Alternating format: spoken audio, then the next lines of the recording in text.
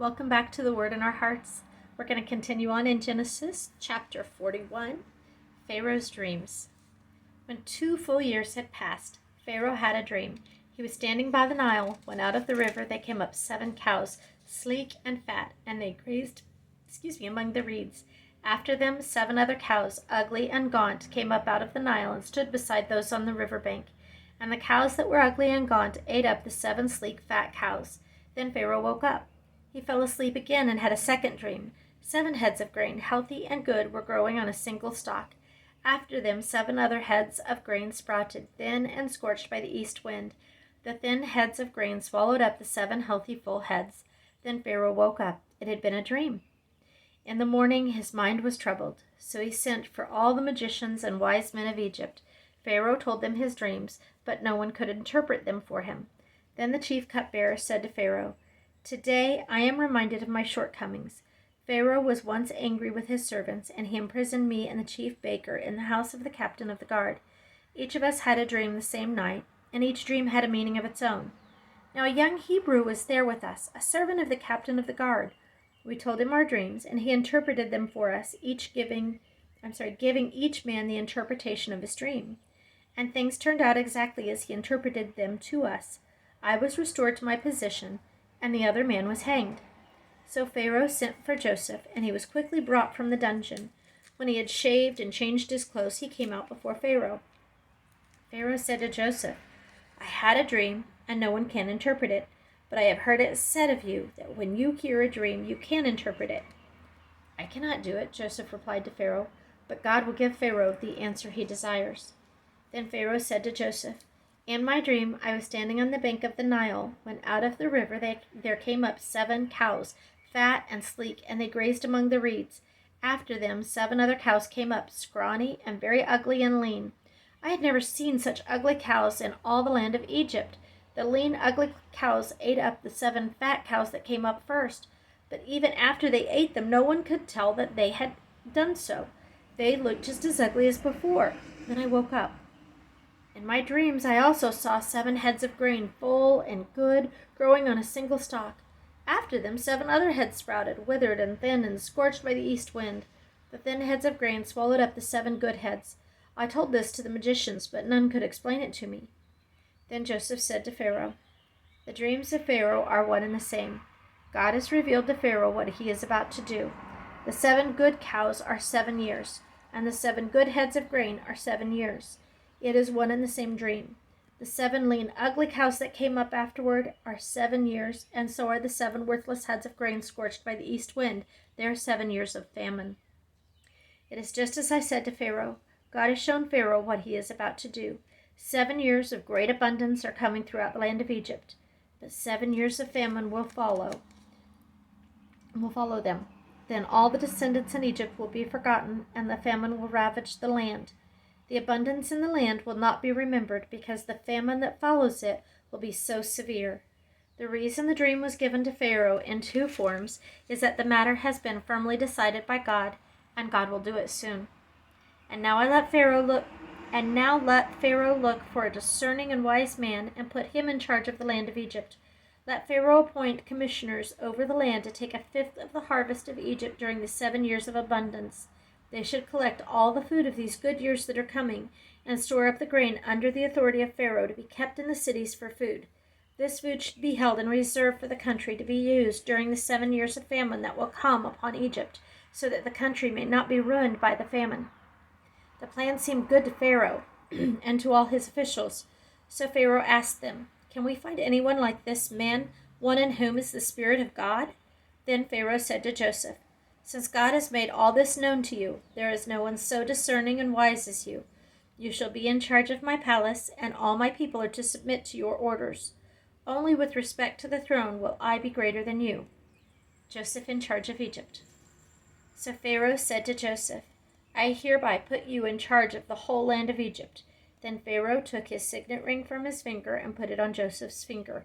He dressed him in robes of fine linen and put a gold chain around his neck. He had him ride in a chariot as his second in command, and the men shouted before him, "Make way!" Thus he put him in charge of the whole land of Egypt. Then Pharaoh said to Joseph, "I am Pharaoh, but without your word no one will lift hand or foot in all Egypt." Pharaoh gave Joseph the name Zaphanath-Paneah and gave him Asenath, daughter of Potiphera, priest of On, to be his wife. And Joseph went throughout the land of Egypt. Joseph was 30 years old when he entered the service of Pharaoh, king of Egypt. And Joseph went out from Pharaoh's presence and traveled through Egypt. During the 7 years of abundance, the land produced plentifully. Joseph collected all the food produced in those 7 years of abundance in Egypt and stored it in the cities. In each city he put the food grown in the fields surrounding it. Joseph stored up huge quantities of grain like the sand of the sea. It was so much that he stopped keeping records because it was beyond measure. Before the years of famine came, 2 sons were born to Joseph by Asenath, daughter of Potiphera, priest of On. Joseph named his firstborn Manasseh, and he said, "It is because God has made me forget all my trouble and all my father's household." The second son he named Ephraim, and said, "It is because Joseph has made me fruitful in the land of my suffering." The 7 years of abundance in Egypt came to an end, and the 7 years of famine began, just as Joseph had said. There was famine in all the other lands, but in the whole land of Egypt there was food. When all Egypt began to feel the famine, the people cried to Pharaoh for food. Then Pharaoh told all the Egyptians, "Go to Joseph and do what he tells you." When the famine had spread over the whole country, Joseph opened the storehouses and sold grain to the Egyptians, for famine was severe throughout Egypt. And all the countries came to Egypt to buy grain from Joseph, because the famine was severe in all the world. Joseph's brothers go to Egypt. This starts chapter 42. When Jacob learned that there was grain in Egypt, he said to his sons, "Why do you just keep looking at each other?" He continued, "I have heard that there is grain in Egypt. Go down there and buy some for us so that we may live and not die." Then 10 of Joseph's brothers went down to buy grain from Egypt. But Jacob did not send Benjamin, Joseph's brother, with the others, because he was afraid that harm might come to him. So Israel's sons were among those who went to buy grain, for the famine was in the land of Canaan also. Now Joseph was the governor of all the land, the one who sold grain to all its people. So when Joseph's brothers arrived, they bowed down to him with their faces to the ground. As soon as Joseph saw his brothers, he recognized them, but he pretended to be a stranger and spoke harshly to them. "Where do you come from?" he asked. "From the land of Canaan," they replied, "to buy food." Although Joseph recognized his brothers, they did not recognize him. Then he remembered his dreams about them and said to them, "You are spies. You have come to see where our land is unprotected." "No, my lord," they answered. "Your servants have come to buy food. We are all the sons of one man. Your servants are honest men, not spies." "No," he said to them. "You have come to see where our land is unprotected." But they replied, "Your servants are 12 brothers, the son of one man who lives in the land of Canaan. The youngest is now with our father, and one is no more." Joseph said to them, "It is just as I told you. You are spies, and this is how you will be tested. As surely as Pharaoh lives, you will not leave this place unless your youngest brother comes here. Send one of your number to get your brother. The rest of you will be kept in prison, so that your words may be tested to see if you are telling the truth. If you are not, then as surely as Pharaoh lives, you are spies." And he put them all in custody for 3 days. On the 3rd day, Joseph said to them, "Do this, and you will live, for I fear God. If you are honest men, let one of your brothers stay here in prison, while the rest of you go and take grain back for your starving households. But you must bring your youngest brother to me, so that your words may be verified, and that you may not die." This they proceeded to do. They said to one another, "Surely we are being punished because of our brother. We saw how distressed he was when he pleaded with us for his life, but we would not listen. That's why this distress has come upon us." Reuben replied, "Didn't I tell you not to sin against the boy? But you wouldn't listen. Now we must give an accounting for his blood." They did not realize that Joseph could understand them, since he was using an interpreter. He turned away from them and began to weep, but then turned back and spoke to them again. He had Simeon taken from them and bound before their eyes. Joseph gave orders to fill their bags with grain, to put each man's silver back in his sack, and to give them provisions for their journey. After this was done for them, they loaded their grain on their donkeys and left. At the place where they stopped for the night, one of them opened his sack to get feed for his donkey, and he saw his silver in the mouth of his sack. "My silver has been returned," he said to his brothers. "Here it is in my sack." Their hearts sank. They turned to each other trembling and said, What is this that God has done to us?" When they came to their father Jacob in the land of Canaan, they told him all that had happened to them. They said, "The man who is Lord over the land spoke harshly to us and treated us as though we were spying on the land. But we said to him, 'We are honest men, we are not spies. We were 12 brothers, sons of one father. One is no more, and the youngest is now with our father in Canaan.' Then the man who is Lord over the land said to us, 'This is how I will know whether you are honest men. Leave one of your brothers here with me, and take food for your starving households and go. But bring your youngest brother to me, so I will know that you are not spies but honest men. Then I will give your brother back to you, and you can trade in the land.' As they were emptying their sacks, there in each man's sack was his pouch of silver. When they and their father saw the money pouches, they were frightened. Their father Jacob said to them, 'You have deprived me of my children. Joseph is no more, and Simeon is no more, and now you want to take Benjamin? Everything is against me.' Then Reuben said to his father, 'You may put both of my sons to death if I do not bring him back to you. Entrust him to my care, and I will bring him back.' But Jacob said, 'My son will not go down there with you. His brother is dead, and he is the only one left. If harm comes to him on the journey you are taking, you will bring my gray head down to the grave in sorrow.'" The second journey to Egypt, chapter 43. Now the famine was still severe in the land. So when they had eaten all the grain they had brought from Egypt, their father said to them, "Go back and buy us a little more food." But Judah said to him, "The man warned us solemnly, 'You will not see my face again unless your brother is with you. If you will send our brother along with us, we will go down and buy food for you. But if you will not send him, we will not go down, because the man said to us, "You will not see my face again unless your brother is with you."'" Israel asked, "Why did you bring this trouble on me by telling the man you had another brother?" They replied, "The man questioned us closely about ourselves and our family. 'Is your father still living?' he asked us. 'Do you have another brother?' We simply answered his questions. How were we to know he would say, 'Bring your brother down here'?" Then Judah said to Israel his father, "Send the boy along with me, and we will go at once, so that we and you and our children may live and not die. I myself will guarantee his safety.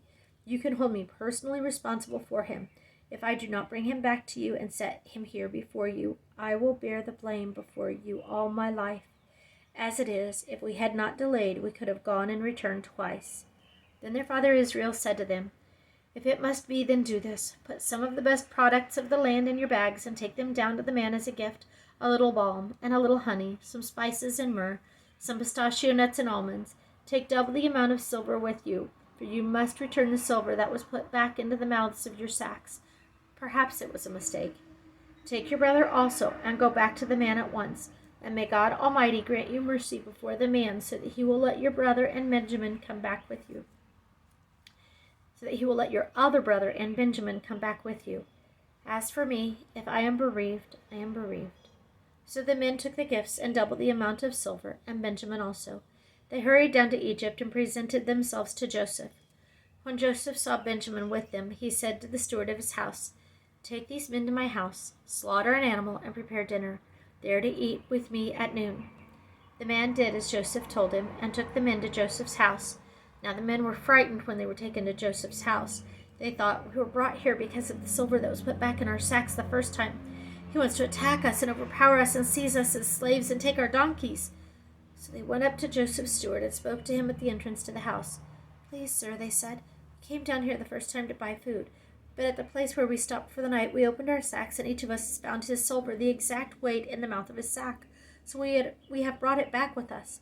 We have also brought additional silver with us to buy food. We don't know who put the silver in our sacks." "It's all right," he said. "Don't be afraid. Your God, the God of your father, has given you treasure in your sacks. I received your silver." Then he brought Simeon out to them. The steward took the men into Joseph's house, gave them water to wash their feet, and provided fodder for their donkeys. They prepared their gifts for Joseph's arrival at noon, because they had heard that they were to eat there. When Joseph came home, they presented to him the gifts they had brought into the house, and they bowed down before him to the ground. He asked them how they were, and then he said, "How is your aged father you told me about? Is he still living?" They replied, "Your servant, our father, is still alive and well," and they bowed low to pay him honor.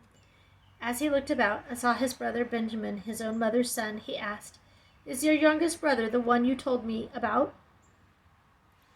Is this your youngest brother, the one you told me about?" And he said, "God be gracious to you, my son. Deeply moved at the sight of his brother, Joseph hurried out and looked for a place to weep. He went into his private room and wept there. After he had washed his face, he came out and, controlling himself, said, "Serve the food." They served him by himself, the brothers by themselves, and the Egyptians who ate with him by themselves, because Egyptians could not eat with Hebrews, for that is detestable to Egyptians.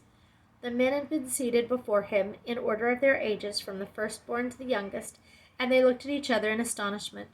When portions were served to them from Joseph's table, Benjamin's portion was 5 times as much as anyone else's, so they feasted and drank freely with him. This starts chapter 44, a silver cup and a sack. Now Joseph gave these instructions to the steward of his house: "Fill the men's sacks with as much food as they can carry, and put each man's silver in the mouth of his sack. Then put my cup, the silver one, in the mouth of the youngest one's sack, along with the silver for his grain." And he did as Joseph said. As morning dawned, the men were sent on their way with their donkeys. They had not gone far from the city when Joseph said to his servant, "Go after those men at once, and when you catch up with them, say to them, 'Why have you repaid good with evil? Isn't this the cup my master drinks from, and also uses for divination? This is a wicked thing you have done.'" When he caught up with the men, he repeated those words to them, but they said to him, "Why does my lord say such things? Far be it from your servants to do anything like that. We even brought back to you from the land of Canaan the silver we found inside the mouths of our sacks. So why would we steal silver or gold from your master's house? If any of your servants is found to have it, he will die, and the rest of us will become my lord's slaves." "Very well, then," he said, "let it be as you say. Whoever is found to have it will become my slave. The rest of you will be free from blame." Each of them quickly lowered his sack to the ground and opened it. Then the steward proceeded to search, beginning with the oldest and ending with the youngest, and the cup was found in Benjamin's sack. At this they tore their clothes. Then they all loaded their donkeys and returned to the city. Joseph was still in the house when Judah and his brothers came in, and they threw themselves to the ground before him. Joseph said to them, "What is this you have done? Don't you know that a man like me can find things out by divination?" "What can we say to my lord?" Judah replied. "What can we say? How can we prove our innocence? God has uncovered your servant's guilt. We are now my lord's slaves, we ourselves and the one who was found to have the cup." But Joseph said, "Far be it from me to do such a thing. Only the man who was found to have the cup will become my slave. The rest of you go back to your father in peace." Then Judah went up to him and said, "Please, my lord, let your servant speak a word to my lord. Do not be angry with your servant, though you are equal to Pharaoh himself. My lord asked his servants, 'Do you have a father or a brother?' And we answered, 'We have an aged father, and there is a young son born to him in his old age. His brother is dead, and he is the only one of his mother's sons left, and his father loves him.' Then you said to your servants, 'Bring him down to me so I can see him for myself.' And we said to my lord, 'The boy cannot leave his father. If he leaves him, my father will die.' But you told our servants, 'Unless your youngest brother comes down with you, you will not see my face again.' When we went back to your servant, my father, we told him what my lord had said. Then our father said, 'Go back and buy a little more food.' But we said, 'We cannot go down. Only if our youngest brother is with us will we go. We cannot see the man's face unless our youngest brother is with us.' Your servant, my father, said to us, 'You know that my wife bore me 2 sons. One of them went away from me, and I said, "He has surely been torn to pieces," and I have not seen him since. If you take this one from me too, and harm comes to him, you will bring my gray head down to the grave in misery. So now, if the boy is not with us when I go back to your servant my father, and if my father, whose life is closely bound up with the boy's life, sees that the boy isn't there, he will die. Your servants will bring the gray head of our father down to the graves in sorrow. Your servant guaranteed the boy's safety to my father. I said, if I do not bring him back to you, I will bear the blame before you, my father, all my life. Now then, please let your servant remain here as my lord's slave in place of the boy, and let the boy return with his brothers. How can I go back to my father if the boy is not with me? No, do not let me see the misery that would come upon my father." This starts chapter 45. Joseph makes himself known. Then Joseph could no longer control himself before all his attendants, and he cried out, "Have everyone leave my presence." So there was no one with Joseph when he made himself known to his brothers. And he wept so loudly that the Egyptians heard him, and Pharaoh's household heard about it. Joseph said to his brothers, "I am Joseph. Is my father still living?" But his brothers were not able to answer him because they were terrified at his presence. Then Joseph said to his brothers, "Come, close to me."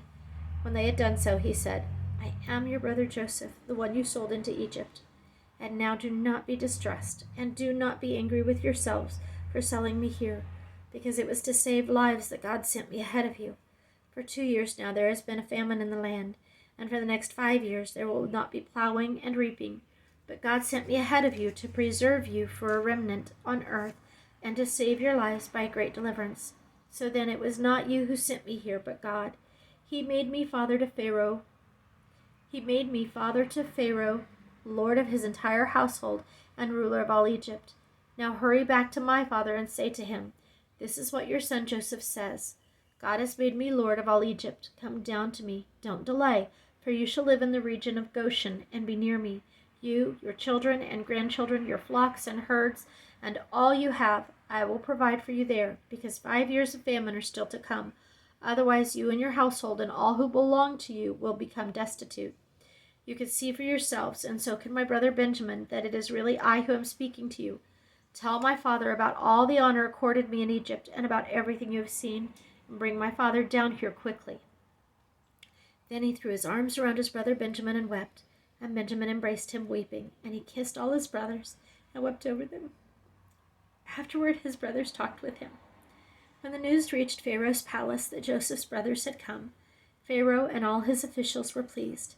Pharaoh said to Joseph, Tell your brothers, do this. Give me a second. Sorry. Pharaoh said to Joseph, Tell your brothers, do this. Load your animals and return to the land of Canaan, and bring your father and your families back to me. I will give you the best of the land of Egypt, and you can enjoy the fat of the land.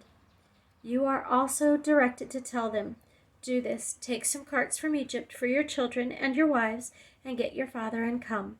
Never mind about your belongings, because the best of all of Egypt will be yours. So the sons of Israel did this. Joseph gave them carts, and as Pharaoh had commanded, and he also gave them provisions for their journey. To each of them he gave them new clothing, but to Benjamin he gave 300 shekels of silver and 5 sets of clothes. And this is what he sent to his father: 10 donkeys loaded with the best things of Egypt, 10 female donkeys loaded with grain and bread and other provisions for his journey. Then he sent his brothers away, and as they were leaving he said to them, Don't quarrel on the way. So they went up out of Egypt and came to their father Jacob in the land of Canaan. They told him, Joseph is still alive. In fact, he is ruler of all Egypt. Jacob was stunned. He did not believe them. But when they told him everything Joseph had said to them, and when he saw the carts Joseph had sent to carry him back, the spirit of their father Jacob revived. And Israel said, I am convinced my son Joseph is still alive.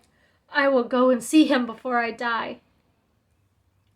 We'll start next with chapter 46, and that will take us to the end of Genesis. Thank you for listening.